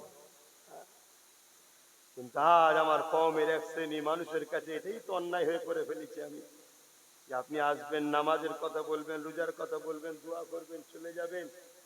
কত খুলে বলার কি দরকার? আরো তো অনেক লোক আছে ওয়াজ করে, কই কারো বিরোধী তো করি না। কথা শুনছেন তো? মনে রেখে দিও, আল্লাহ ছাড় ফেরাউনকেও দিয়েছিল, ছেড়ে কিন্তু দেয়নি। ছাড় আল্লাহ নমরুদকেও দিয়েছিল, ছেড়ে দেয় না। আজ আমার ফটোকে এআই করা হচ্ছে, আমার ফটোকে এআই করা হচ্ছে, নোংরা নোংরা ছবি বার করা হচ্ছে, মাথায় টুপি কপালে তিলক লাগিয়ে দেওয়া হচ্ছে। বিজেপির লোকেদের সঙ্গে আমার ফটোকে সেটিং করা হচ্ছে, যাতে করে এ জাতি মনে করে আব্বাস বিজেপির লোক, আব্বাসের কথা শুনবে না। যখনই শুনবে না, আমাদের মতো চোর গুলোকে তখন সাপোর্ট করবে জাতি। কথা শুনছেন তো? এই পরিকল্পনা করা, আমার আজকে কাটিং করা হচ্ছে, আগে পিছুর কথাকে এডিট করে সেটিং করা হচ্ছে। কথা বুঝলেন? কত রকম চক্রান্ত করা হচ্ছে, কিন্তু এরপরও ইজ্জতের মালিককে আল্লাহ। আমার ইজ্জত দেখেছে, আল্লাহ দিয়েছে, আল্লাহ ইজ্জতের হেফাজত করছে, আলহামদুলিল্লাহ। পারিবারিক বিষয়ে আঘাত দিবার চেষ্টা করছে, কি না করছে জালিমরা। এটা কি নতুন? আহারে, মনে রেখে দিও, এ উম্মতে মুহাম্মাদি, বিজয় যদি চাও, কামিয়াবি যদি চাও, ইজ্জত দুনিয়া আখিরাতের যদি চাও, সর্বপ্রথম নিজের কওমের মধ্যে গাদ্দার গুলোকে চিনতে শেখো। প্রকাশ্য দুশমনকে চিনা যায়। মোদি আমাদের দুশমন, অমিত শাহ আমাদের দুশমন, শুভেন্দু আমাদের দুশমন, দিলীপ ঘোষ দুশমন, এদেরকে আমরা চিনি। আমাদের পাশেই ভাটপাড়াতে রয়েছে অর্জুন সিং, এ একটা আমাদের দুশমন। এগুলোকে চিনা যায় রে বাবা। কিন্তু তোমার আমার ভেতরে মুসলমান সেজে নামের আগে মোহাম্মদও আছে, তোমার আমার কওমের মধ্যে সেজে একদল গাদ্দার আছে না নাই? আওয়াজ আওয়াজ আওয়াজ। ওই গাদ্দার গুলোকে আগে চেনো, আর গাদ্দার গুলো সঙ্গে সাহাবা হুজুররা যে ব্যবহার করেছিল তৎকালীন মুনাফিকদের সাথে, ওই ব্যবহার করো, তবে তোমরা বাঁচবে। শুনছো? এ গাদ্দাররা হলো শিয়ালের পাট নিয়েছে, খাদ্যকে ধরে ধরে ধরে ধরে ধরে ধরে রাজা মুসাইয়ের কাছে পৌঁছাচ্ছে। শুনছে? অতএব এই গাদ্দারকে চেনো। আমার নবী পাক সাল্লাল্লাহু আলাইহি ওয়াসাল্লামের অনেক কষ্ট দিয়েছিল তৎকালীন সময় মুসলিম সুরাতে মুনাফিকগুলো, অনেক কষ্ট দিয়েছে। এই যে উহুদের লড়াইয়ের ময়দানে আর বদরের লড়াইয়ের ময়দান, দুটো ময়দানের কথা বলছি। আর যতগুলো লড়াই হয়েছে, আমি আবার বলছি, বড় পাওয়ারের সাথে পুরো বিশ্বকে চ্যালেঞ্জ দিচ্ছি। মানুষটা ছোট হতে পারি, কথাটা তো আমার নয়। আমার নবী কখনো কোন ধর্মের বিরুদ্ধে লড়াই করেনি। আমার নবী লড়াই করেছে জালিমদের বিরুদ্ধে, সন্ত্রাসদের বিরুদ্ধে, খুনিদের বিরুদ্ধে, ধর্ষকদের বিরুদ্ধে। এবারে বলো, খুনি জালিম ধর্ষকদের বিরুদ্ধে লড়াই করাটা দরকার আছে না নাই? এই লড়াই আমার রাসূল করেছে। এই লড়াইকে যারা অপছন্দ করে, জানতে হবে তারা আজকের দিনে ধর্ষকদের পক্ষে, আজকের দিনে তারা খুনিদের পক্ষে, আজকের দিনে তারা জালিমদের পক্ষে। এই আমিনা আল্লাহর বিরোধী যারা করে, তারা হয় চরিত্রহীন, নয় সন্ত্রাস, নয় খুনি, নয় দাঙ্গাবাজ। আমিনা আল্লাহর বিরোধী কোনদিন পৃথিবীর কোন ধর্মের সভ্য ভদ্র লোক করেনি। অন্য ধর্মের কথাও বলছি, তাদের ধর্মেরও ভদ্র সভ্য লোক কোনোদিন আমেনার লালের বিরোধী, বাচ্চার বিরোধী করে? আমার দেশের গান্ধী বাবু আমার রাসূলুল্লাহর পক্ষপাতিত্ব করেছিলেন, বলেছিলেন শাসক তো করতে হবে ওমর ফারুকের মতো। আর ওমর ফারুক তো মুহাম্মদ সাল্লাল্লাহু আলাইহি ওয়াসাল্লামের আদর্শে গড়া একজন ছাত্র। জোরে বলুন সুবহানাল্লাহ। শুনছেন ভাই? হ্যাঁ, বলে আমার রাসূল পাক সাল্লাল্লাহু আলাইহি সাল্লামকে আঘাত দিয়েছিল মুনাফিকরা। একটা হলো বদরের ময়দান, আর একটা হলো উহুদের ময়দান। বদরের ময়দানে নবী ও নবীর সাথীদের ছিল মাত্র 313 জন, আর জালিমদের ছিল 1000। আর জীবনের প্রথম লড়াই, জীবনের প্রথম নবীর সাথে যে কজন কলমা পড়েছে, নবীর ছায়া সাথী হয়েছে, সঙ্গী সাথী হয়েছে, জীবনের প্রথম তারা খাজুরের ডালে লড়াই করতে নেমেছে সন্ত্রাস জালিম আবু জেহেল উতবা সাইবার বিরুদ্ধে। সেই লড়াইয়ে বেশি দেরি হয় না, চট জলদি বিজয় লাভ হয়েছে। জোরে বলুন সুবহানাল্লাহ। ক্ষতিও অতটা হয়নি। আর উহুদের ময়দানে নবী পাক বেরিয়েছে 1000 লোক নিয়ে, আর জালিমদের সংখ্যা 3000। কিন্তু নবীর 1000-এর মধ্যে একজন দাড়িওয়ালা টুপিওয়ালা মুসলিম সুরাতে একজন ছিল, যার নাম হলো আব্দুল্লাহ ইবনে উবাই। কি নাম? সে হঠাৎ করে 300 সৈন্যকে নিয়ে সরে যায় যে আমরা যাব না। এই যে ধোঁকা দেওয়া বা খটকা লেগে যাওয়া, মনের স্পিডকে দমিয়ে দেওয়া, এই গাদ্দারিটা করার জন্য আমার নবীর প্রিয় প্রিয় পাওয়ারফুল শক্তিশালী 70 জন সাহাবা উহুদের ময়দানে শহীদ হয়েছে। কাদের জন্য এই ক্ষতিটা হলো? প্রকাশ্য দুশমন না গাদ্দার মুনাফিক? তাই জোরে বলুন।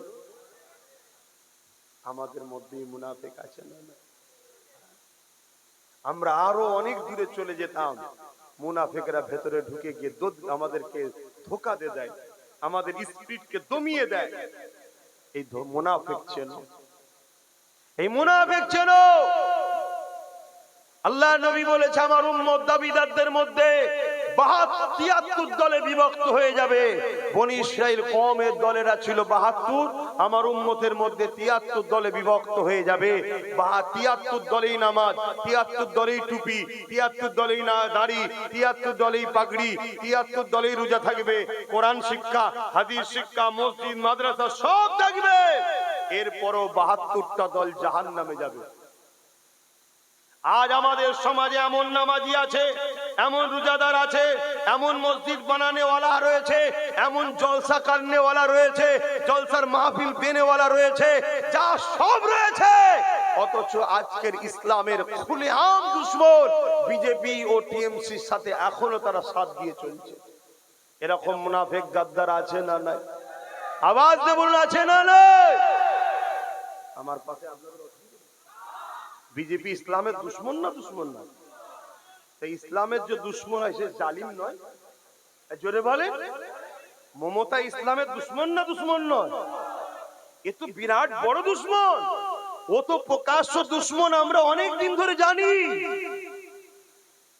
ও যে প্রকাশ্য দুশ্মন আমরা অনেক দিন ধরে জানি, কিন্তু এ ছিল আমাদের বন্ধু সেজে, আমারই শিল, আমারই নোরা, আমাদেরই ছেলেদের দিয়ে নিজে শক্তিশালী হয়ে আমাদেরই ইসলাম বিরোধী আইনকে সাপোর্ট করলো না? করলো না?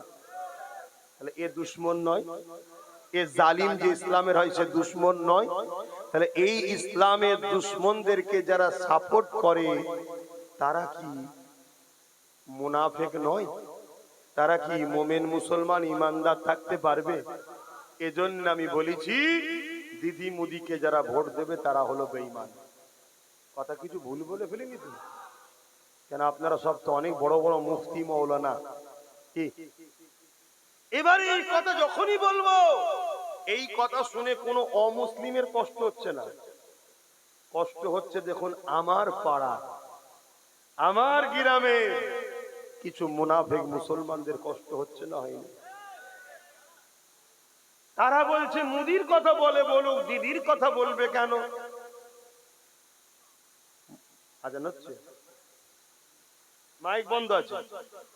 মুদির কথা বলছে বলুক, দিদির কথা বলবে কেন? শুনছেন তো নাকি? আরে ঠিক সময় মাইকটা বন্ধ করে, বলাও যাবে না, একটু পরে বলি। একবার দরুদ শরীফ আল্লাহুম্মা সাল্লি আলা।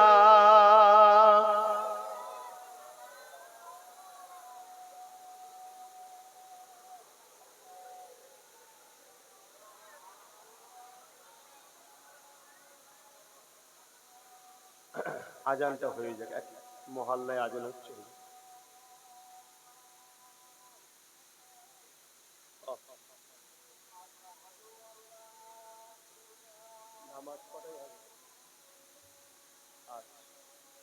আজানের পরে একবার শুধু খুলে দিবি, তারপরেই আবার বন্ধ করবি। হ্যাঁ হ্যাঁ।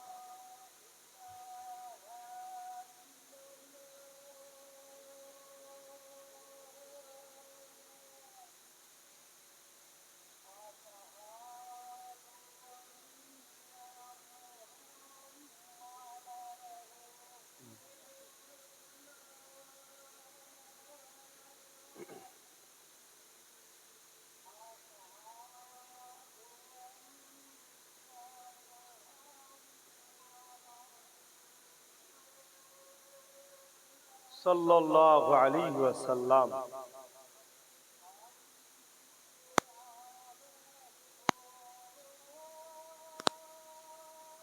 লা হাওলা ওয়ালা কুওয়াতা ইল্লা বিল্লাহ।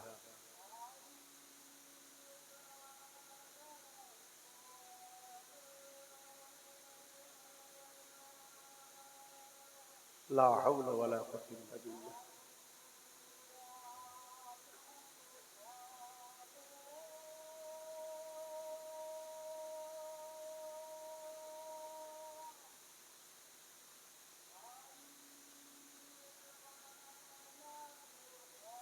লা হাওলা ওয়ালা।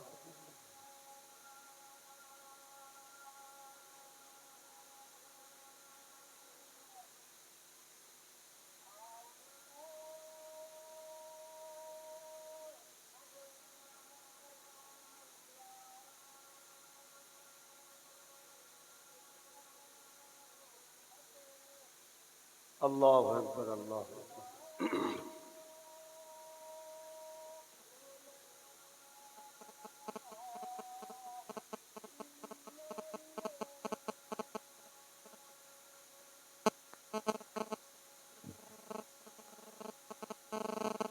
আল্লাহুম্মা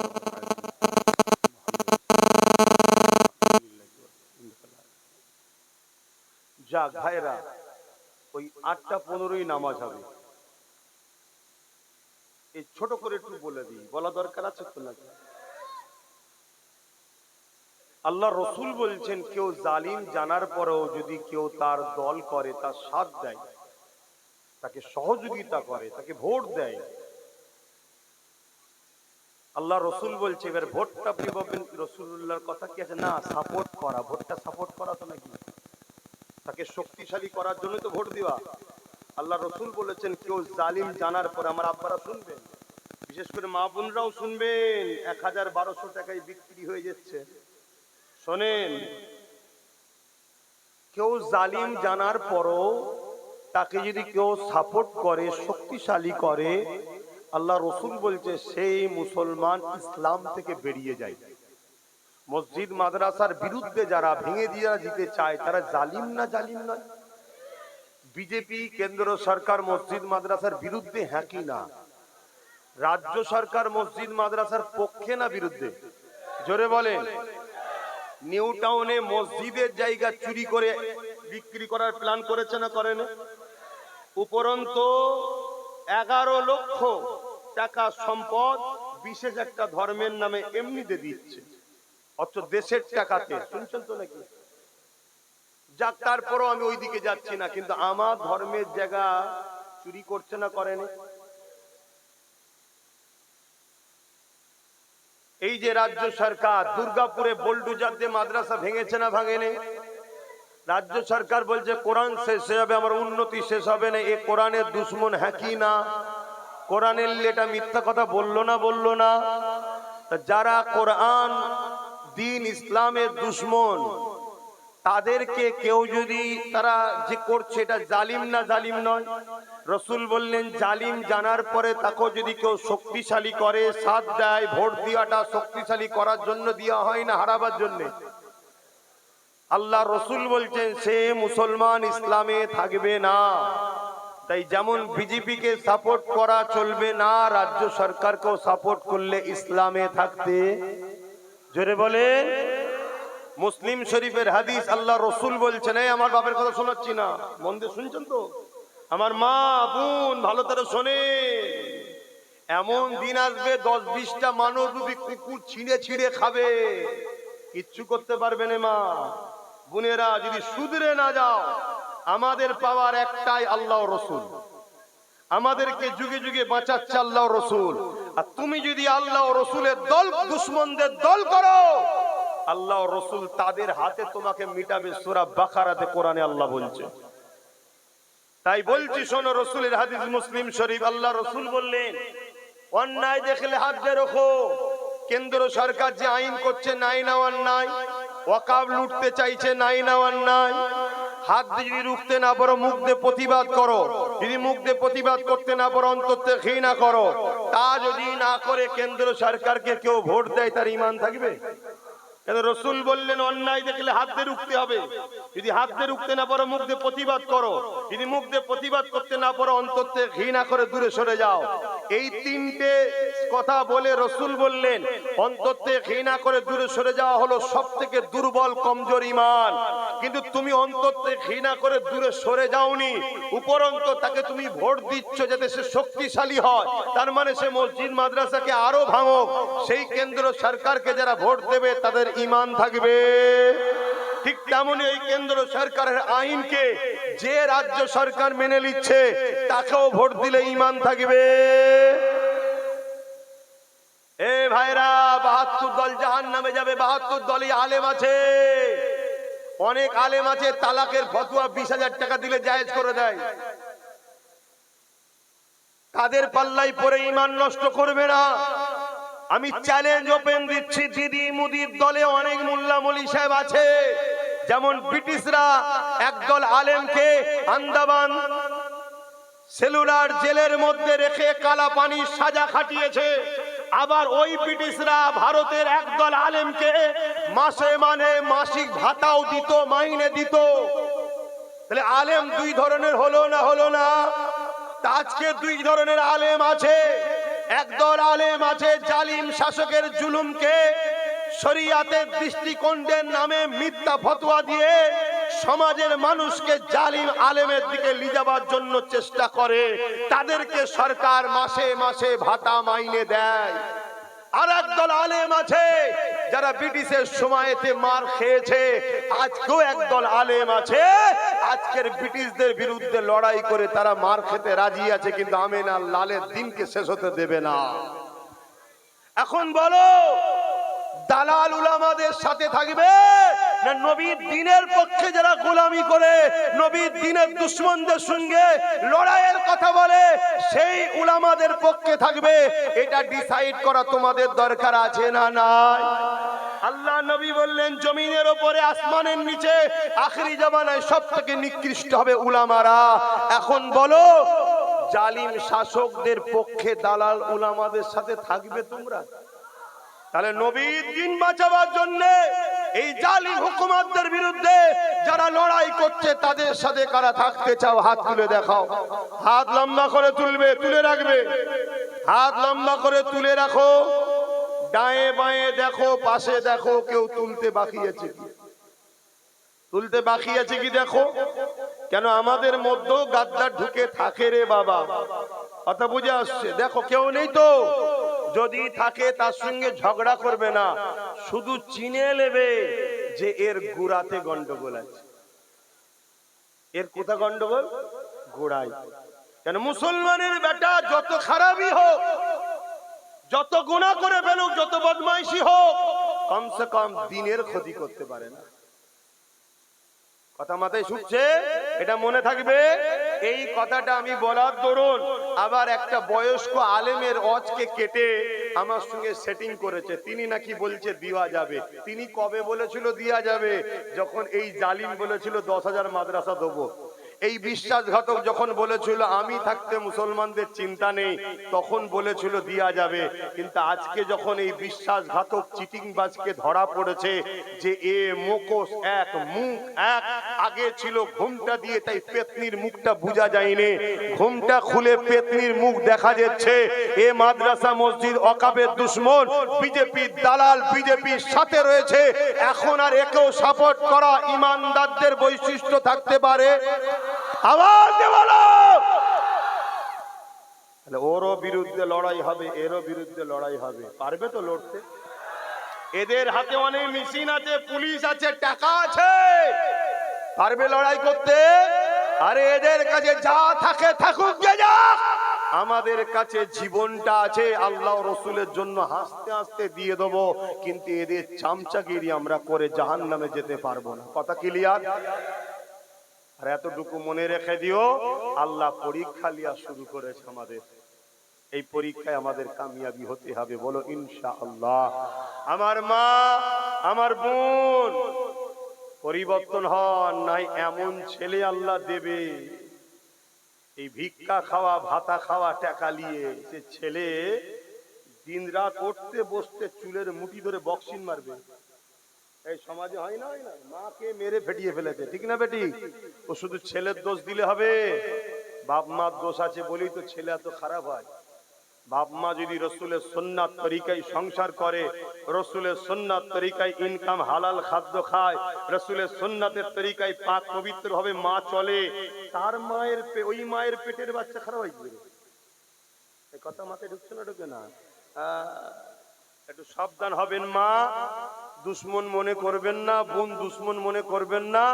আমি আপনার নবীর বংশের আওলাদ, আপনাদের বাঁচাবার চেষ্টাই বলি।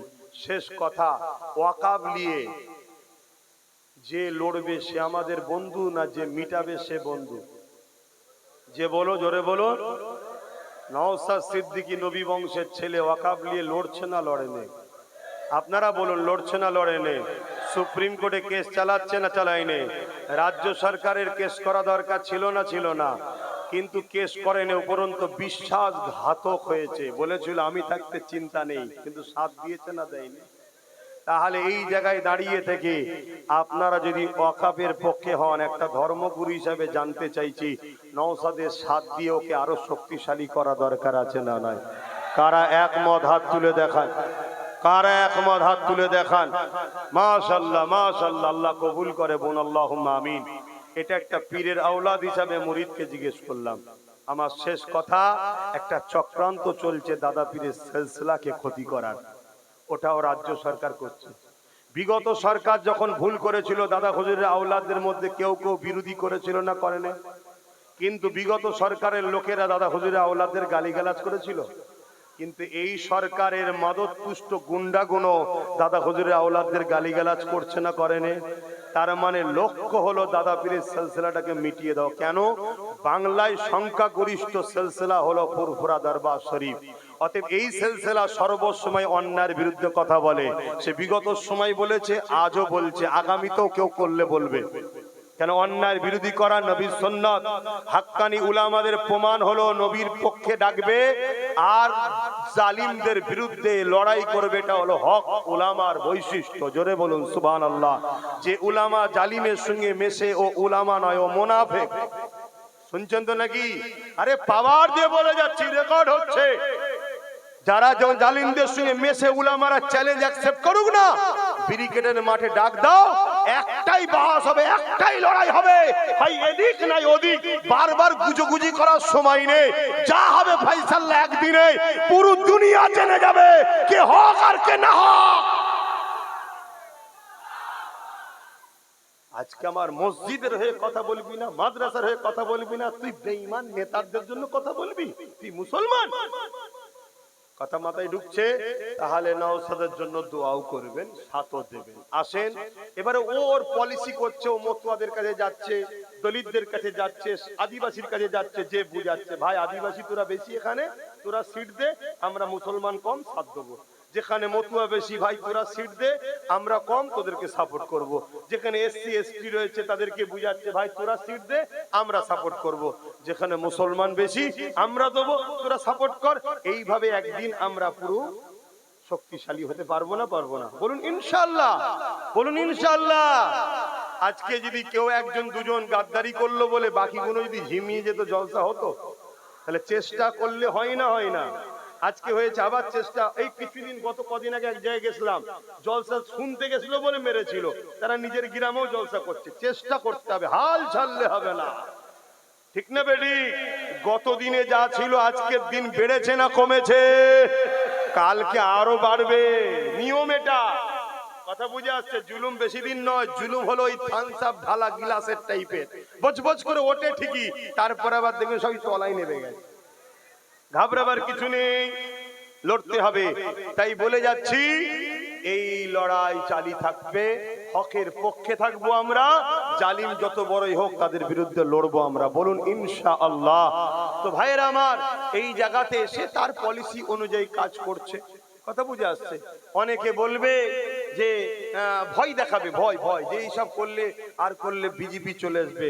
আচ্ছা, বিজেপি আর টিএমসির মধ্যে পার্থক্য কি ভাই? একটু বলেন না ভাই, একটু বলেন। পার্থক্য নেই? পার্থক্য আছে, পার্থক্য আছে। আপনারা জানেন না, পার্থক্য আছে, একটু পার্থক্য আছে।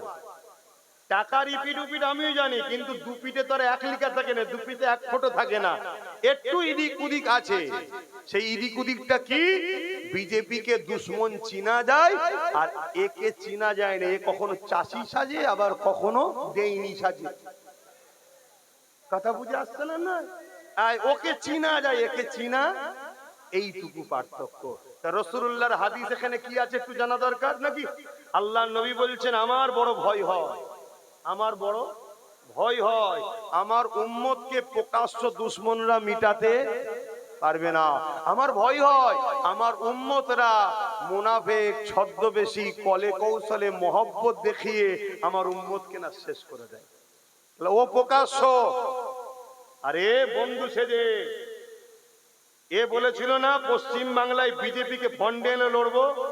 তাহলে এই পশ্চিম বাংলায় যতটুকু বিজেপি আছে, সে শুভেন্দু হোক আর যেই হোক, এখনো বেঁচে আছে এর দয়াতে। কেন? ফন্ডে এনেছে।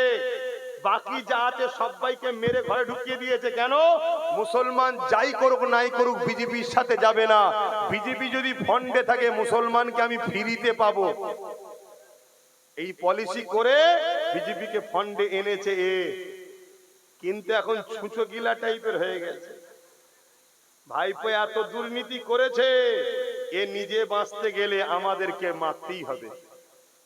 দেখলেন না, ওয়াকাফ সাপোর্ট করলো, তারপরেই 32,000 চাকরি অ্যালাউ হয়ে গেল। কিছু বুঝতে পারছেন? এসব আপনাদের মাথায় ঢুকবে না, এত ডিপ বলছি না। আমি শুধু এতটুকু বলবো, ধর্মগুরু ঘরের ছেলে হিসাবে আমার ধর্মের উপরে যে আঘাত দেবে সে আমার দুশ্মন হ্যাঁ কি না? আমার মসজিদ মাদ্রাসার উপর যে আঘাত দেবে আমার দুশ্মন হ্যাঁ কি না? তুই রাজনীতি করছিস, রাজনীতি করবে যা, আমি ধর্মগুরু ধর্ম করব। কারো মধ্যে যদি প্রশ্ন জাগে হুজুর জলসায় এসে এইসব বলছেন কেন, আমি একটাই কথা বলবো, ওরে মুনাফিক, আগে গিয়ে ওদেরকে বলগে যা যে রাজনীতির নামে মসজিদ মাদ্রাসা কবরস্থানের বিরোধী করছো কেন? তুমি রাজনীতি করছো, রাজনীতি করো, ধর্মে হস্তক্ষেপ করো না। তাহলে আমি হুজুর এসে শুধু জলসা করব, রাজনীতির বিষয়ে কথা বলবো না। কথা ক্লিয়ার? আর কথা নয়, সালাম দেবো ইয়া নবী। মাইক বন্ধ করতে হবে, মাইক বন্ধ করতে হবে।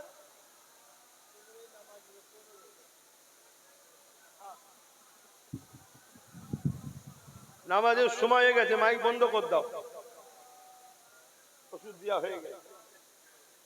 এবার যার কপাল ভালো সে পরিবর্তন হবে, শোনানো দরকার আমার কি? যে ওষুধ খাবে সে সুস্থ হবে না? হবে না? আর যে ওষুধ ফেলে দেবে সে রোগ ব্যাধি জাহান্নামে ঢুকবে, তো আমি কি করব? আমার কিছু করার আছে? আমার ডিউটি উম্মতে মুহাম্মাদির কাছে রাসূলুল্লাহর মেসেজ পৌঁছে দিয়া নবীর দুশমনদের বিরুদ্ধে বলা। আচ্ছা বলুন তো ভাই, ফেরাউনের বিরুদ্ধে উলামারা বলে না বলে না? ফেরাউন তো একটা রাজা ছিল, নেতা ছিল, রাজনীতি করত, তার বিরুদ্ধে বললো কেন? নমরুদের বিরুদ্ধে উলামারা বলে না বলে না? তো নমরুদও তো একটা আলেম, কি বলে, জালিম ছিল, রাজা ছিল, রাজনীতির লোক ছিল, বিরুদ্ধে বলে কেন? না, জালিম ছিল। তারা মরা জালিম বলে খুব বলতে ভাল লাগে। আজকে টাটকা নমরুদ ফেরাউন গুলোর বিরুদ্ধে কে বলবে? হ্যাঁ, অসুবিধা হচ্ছে। হ্যাঁ, জালিম যে হবে তার বিরুদ্ধে বলতে হবে। আসো সালাত ও সালাম পাঠ করি। ইয়া নবী সালাম, ইয়া রাসূল, ইয়া হাবিব সালাম,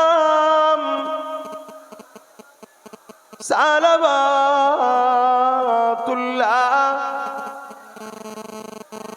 কঠিন হাসরের দিনে কি আছে মোদের কপালে, গুনাহগার উম্মাত আপনার লইবেন সঙ্গে মাহশরে। নবী সালাম, ইয়া রাসূল সালাম, ইয়া হাবিব সালাম, সালাওয়াতুল্লাহ। সকলে বস।